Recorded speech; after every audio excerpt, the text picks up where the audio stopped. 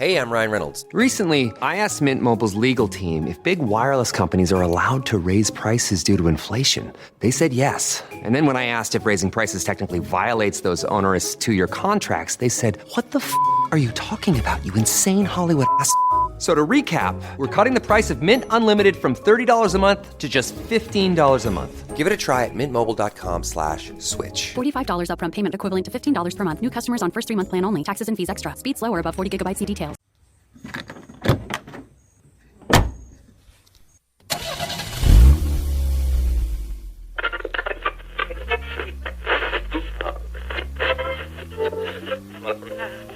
Obrigada por sintonizar no podcast Assustadoramente.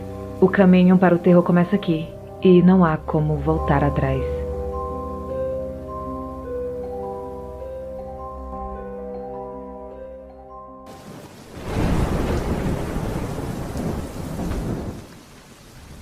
Oi pessoal do Assustadoramente, meu nome é Aline, conheci o canal semana passada, né? A gente tá aqui em março de 2024 e eu gostei muito do canal, dos relatos que eu escutei. Eu achei, né, os relatos parecendo ali bem reais e por isso eu tive vontade de enviar para vocês também alguns relatos, né?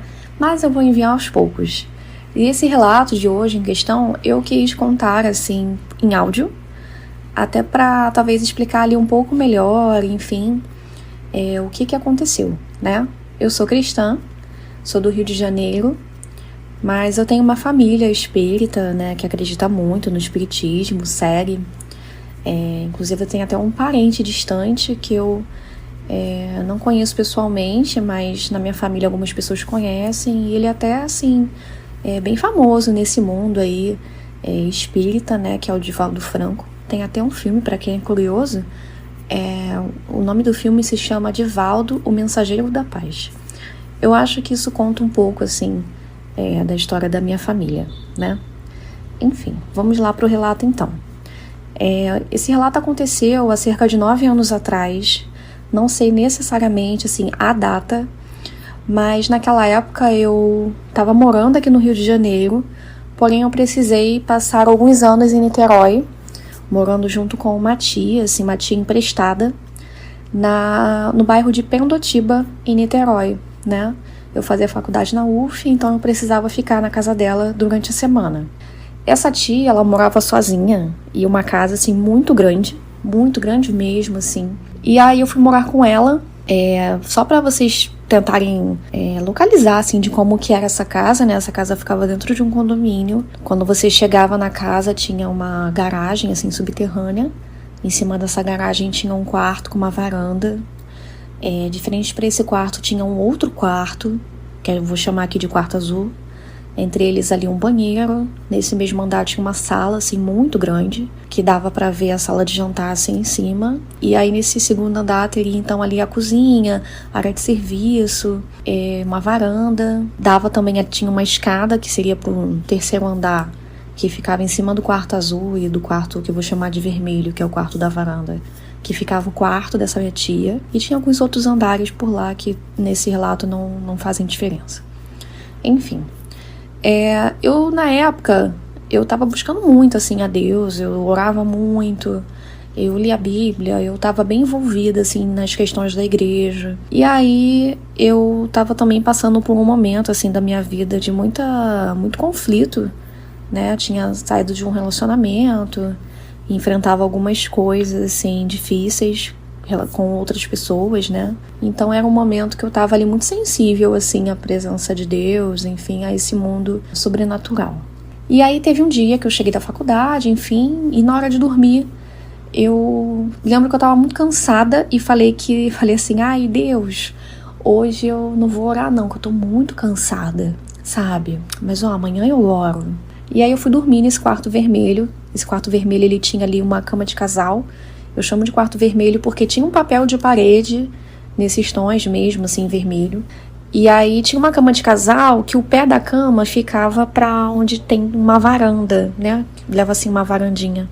Tem ali uma porta de madeira, né? Que leva pra essa varandinha. E aí tinha na cabeceira da cama, tinha ali 2 mesinhas, né? Tinha um relógio aqueles relógios antigos, assim, que marca a hora bem grande. E aí eu lembro que eu fui dormir. E aí, em algum momento daquela noite, eu tive uma sensação, assim, de que eu tava ali acordada, né, ali meio acordada, meio dormindo. E aí eu senti alguém subindo em cima da cama. É até difícil contar esse relato assim, mas enfim.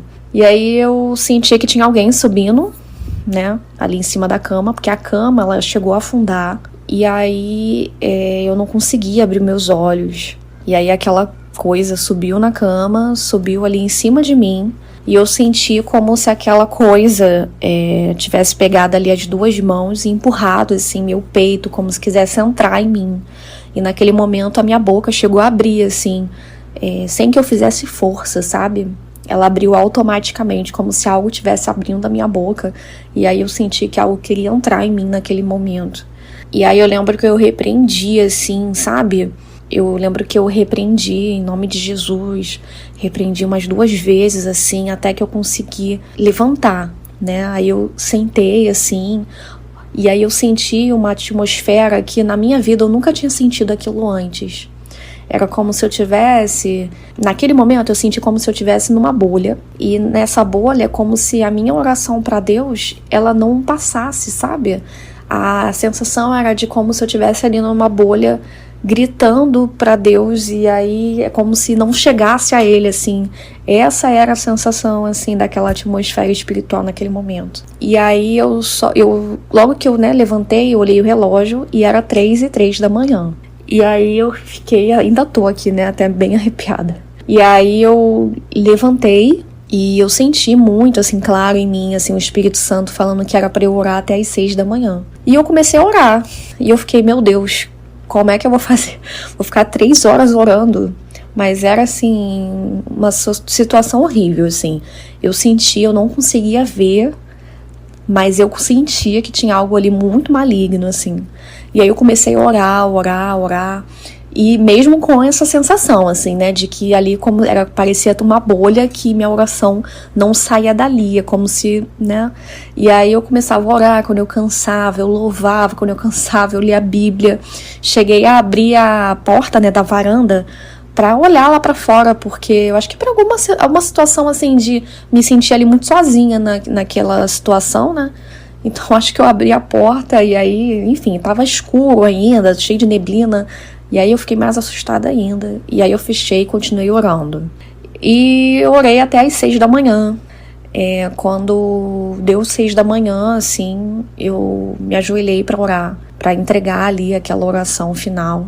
E falei com Deus que, Senhor, o Senhor pediu para que eu orasse até as 6. Tô aqui terminando minha oração. E quando eu terminei de orar, a minha tia desceu, ela abriu a porta do quarto e ela parecia muito aflita e falou assim: Aline, você tá fazendo vigília? Ela não entende muito bem os termos, e ela falou: você tá fazendo vigília? E aí eu falei assim, eu não podia falar a verdade pra ela, porque ela não entende, assim, dessas coisas, assim, espirituais. Então eu fiquei com medo ali de falar a verdade do que estava acontecendo.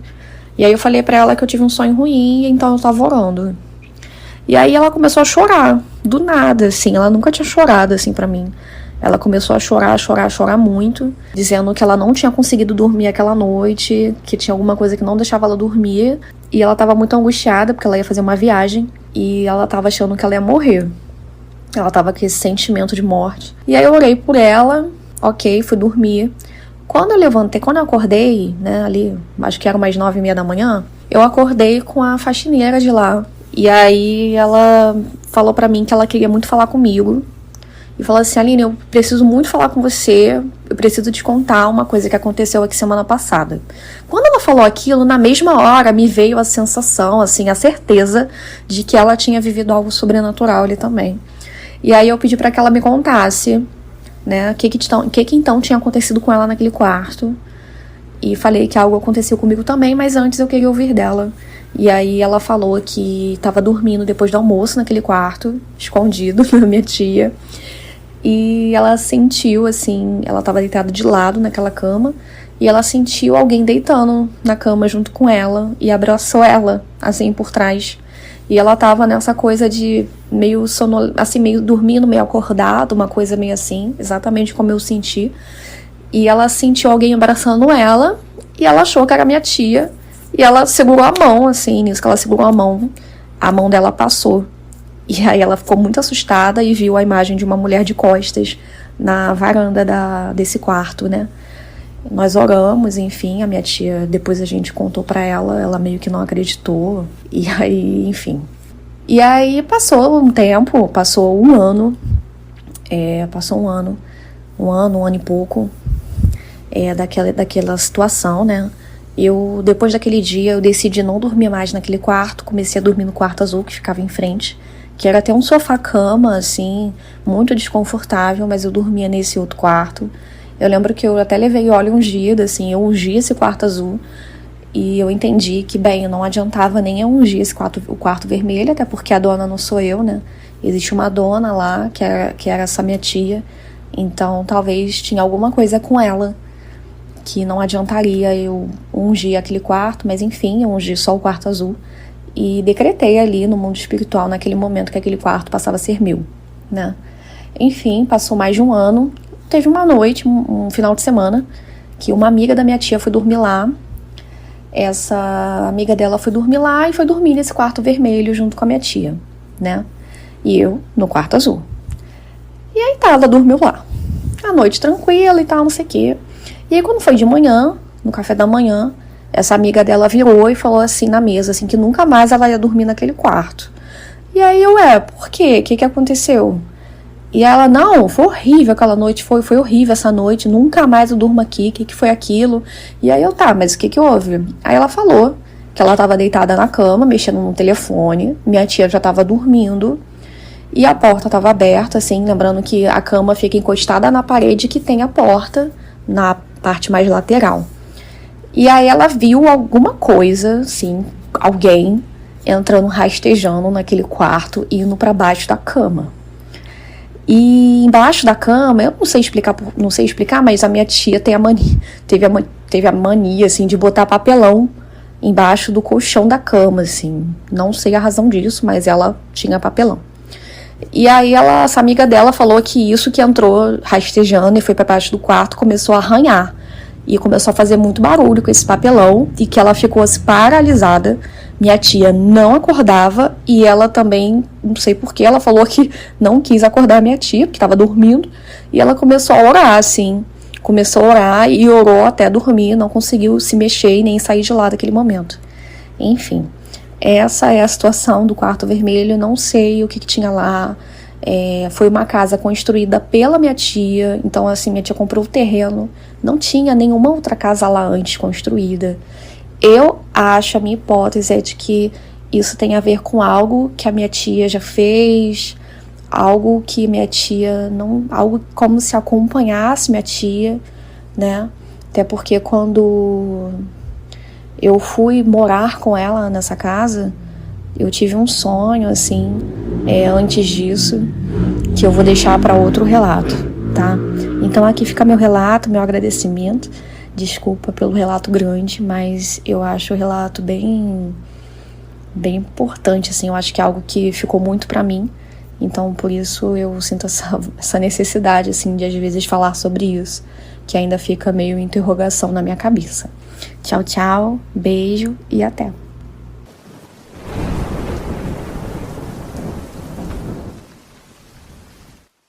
Bem, decidi contar brevemente o sonho que eu tive antes de ir morar na casa da minha tia, né, daquele relato, o quarto vermelho.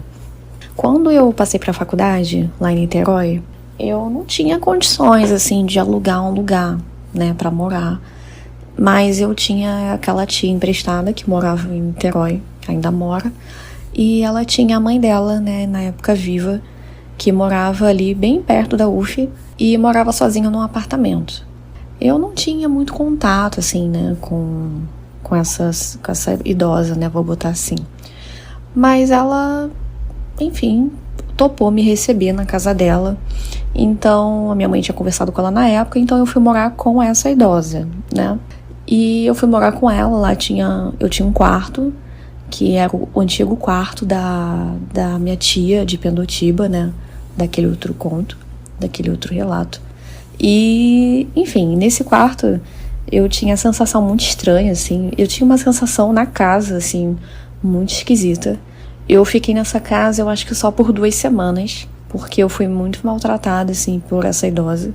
Muito maltratada, assim, acho que não cabe aqui no relato, mas no sentido de comida, sabe? Então eu passei muito sufoco lá. E aí, enfim, tinha um quarto que era o que eu dormia, e eu me sentia muito incomodada, assim, naquele quarto, parecia que eu tava sendo vigiada. E quando eu já tava na véspera de ir embora, né, eu já tava, acho que, sei lá, no último dia, ou eu não ia mais voltar, não me lembro bem se eu já tinha dormido lá pela última vez, ou se eu não tinha dormido ainda pela última vez lá. Mas foi bem nos dias, assim, que eu não voltei mais lá nessa casa. Eu tava na minha casa em Nilópolis, né, que eu sou de Nilópolis. Eu tava na minha casa, a casa da minha mãe em Nilópolis, e eu tive um sonho. Nesse sonho, eu tava dentro do apartamento daquela idosa, e eu tava arrumando minhas coisas pra eu ir embora. E quando eu tava saindo pela porta, eu via 2 crianças, assim, na sala, né. Era uma menina e um menino. O menino, ele usava boné. E quando eu olhava para aquelas crianças, elas paravam, como se elas estivessem brincando de estátua. Então, toda vez que eu olhava, elas ficavam, tipo, em posição de estátua, assim. E quando eu deixava de olhar para elas, elas andavam. E aquelas crianças estavam me acompanhando. Eu lembro que eu saí da porta do apartamento e uma daquelas crianças ficou lá, mas a outra, que era o garotinho com o boné, ele me acompanhou. Mas é naquele esquema, quando eu olhava, ele parava. Enfim, eu saía do apartamento e ia para o elevador.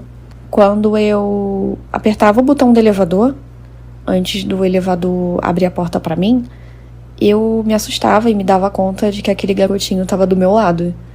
E quando eu olhava para ele, ele fingia, como se ele estivesse ali fingindo que eu não... Como se ele estivesse fingindo que não tá me acompanhando, sabe? E aí ele parava, assim, em estátua. Eu entrava no elevador para ir embora, eu não via ele caminhar para entrar no elevador.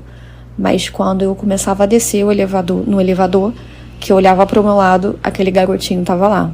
E eu entendi que tinha alguma coisa naquela casa daquela idosa, sobrenatural, espiritual, que estava me acompanhando e querendo ir comigo para a casa da minha tia lá em Pendotiba, Niterói, né? Aquela casa, né, que é a casa do quarto vermelho, assim, ela sempre teve algo, assim, desde quando eu era criança, sempre tive uma sensação estranha lá. Para além do que aconteceu naquele quarto vermelho, eu lembro de uma vez que eu estava na sala de jantar, estudando à noite, e eu tive a sensação de que tinha alguma coisa nos cantos da sala, como se aquelas coisas no canto da sala tivessem, tipo, se fechando, assim, sabe?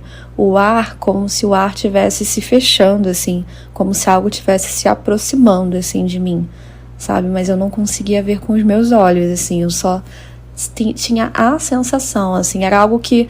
Sabe quando parece que você tá vendo algo, mas que você tá vendo, tipo, com os olhos espirituais, assim, sabe? Você sabe que tá ali, você não consegue enxergar, mas você sabe que tá ali. Então, assim, eu sentia que tinha algo nos cantos daquela sala que tava tentando se aproximar de mim, assim, sabe? E eu lembro que eu saí correndo esse dia e fui pro quarto azul, né, que era o quarto que eu tinha ungido, assim, pra ver se eu me sentia mais protegida. E realmente no quarto azul eu me sentia bem melhor, assim, bem mais protegida, assim. Eu acho que tinha algo que me protegia naquela casa, assim, também, sabe? É isso. Beijo.